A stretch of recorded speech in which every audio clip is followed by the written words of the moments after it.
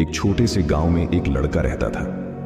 वह बहुत आलसी था और हर काम को टालता रहता था। उसकी यह आदत थी कि वह जरूरी काम हमेशा देर से करता था और इस वजह से वह अपनी पढ़ाई और जिंदगी के दूसरे मामले में पीछे रह गया था।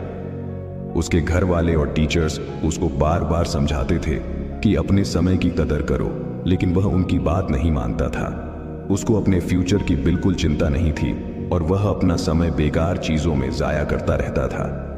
एक दिन उसके गांव में एक बुद्धिमान आदमी आए। वह अपनी समझ और ज्ञान के लिए मशहूर थे। बहुत सारे लोग उनसे मिलना चाहते थे और उनसे कुछ सीखना चाहते थे।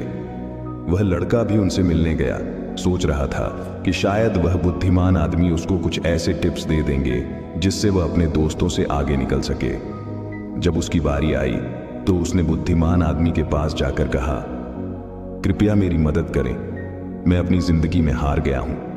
मैं अपने दोस्तों और क्लासमेट्स से हर फील्ड में पीछे हूं। मैं सबसे आगे निकलना चाहता हूं और सबसे अच्छा बनना चाहता हूं।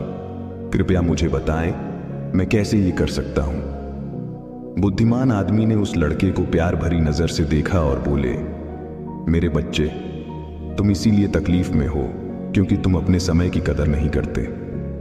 तुम हमेशा काम टालते रहते हो और अपने अनमोल पल बेकार चीजों में जाया कर देते हो। चलो मैं तुम्हें एक कहानी सुनाता हूं जिससे तुम समय की कदर समझ पाओगे। लड़का बड़े ध्यान से सुनने लगा। बुद्धिमान आदमी ने कहानी शुरू की। एक बार एक राजा था जो बहुत दयालु और उदार था। उसको अपनी प्रजा से बहुत प्यार था और वह हमेशा उनकी मदद करता था। एक दिन उसने अपने पुराने दोस्त से मुलाकात की जो उसके साथ गुरुकुल में पढ़ता था। वह दोस्त बहुत आलसी और गरीब था। उसके पास ना नौकरी थी, ना पैसा, ना ही इज्जत। वह हमेशा अपनी किस्मत को कोसता रहता और अपनी परेशानियों के लिए दूसरों को दोष देता था। राजा ने अपने दोस्त को पहचाना और उसके हाल पर अफसोस किया। उसने अपने दोस्त से उसकी जिंदगी और परेशानियों के बारे में पूछा। दोस्त ने उदासी से कहा, हे राजा, मुझे समझ नहीं आता क्यों सब कहते हैं कि मैं कुछ नहीं कर सकता। जब भी मैं नौकरी के लिए जाता हूं, सब मना कर देते हैं। मेरे दुश्मनों ने सबको बता दिया है कि मैं कभी भी काम टाइम पे नहीं करता। मैं समझ नहीं पा रहा हूं कि क्या करूं। राजा ने कहा, चलो एक समझौता करते हैं। सूर्य अस्त होने से पहले तुम मेरे खजाने में जाकर जितना सोना और रत्न ले सकते हो, वह सब तुम्हारा होगा।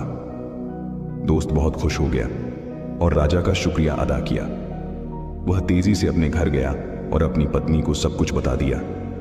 पत्नी भी बहुत खुश हुई और बोली, जाओ और सोना रत्न ले आओ, अब समय तुम्हारे पक्ष में है।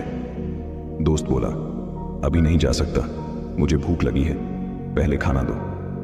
पत्नी ने जल्दी से खाना बनाया और उसको परोस दिया। उसने आराम से खाना खाया। सोच रहा था कि उसके पास खजाना लेने के लिए बहुत समय है। खाना खत्म करने के बाद उसको नींद आने लगी और बोला, मैं सो लेता हूं, खजाना लेने बाद में जाऊंगा। वह अपने बिस्तर पर लेट गया और आंखें बंद कर ली। उसने सोचा वह थोड़ी देर सोएगा, लेकिन वह 2 घंटे सोया रहा। जब उसकी आंख खुली तो दोपहर हो चुकी थी। उसने कुछ बोरियां उठाई और राजा के खजाने की तरफ चल पड़ा। रास्ते में धूप तेजी से चमक रही थी और उसको गर्मी लग रही थी। उसने सोचा, थोड़ा पेड़ के नीचे आराम कर लेता हूं, फिर आगे बढ़ता हूं। वह पेड़ के नीचे बैठा जहां हल्की हल्की हवा चल रही थी और मौसम सुहाना था। जैसे ही वह बैठा, फिर से सो गया और 4 घंटे और सोया रहा। जब उसकी आंख खुली तो शाम हो चुकी थी और सूर्य अस्त होने वाला था। वह जल्दी से उठकर दौड़ता हुआ महल की तरफ गया, लेकिन देर हो चुकी थी। सूर्य अस्त हो चुका था और महल के गेट बंद हो चुके थे। आलसी आदमी वहीं निराश खड़ा रह गया।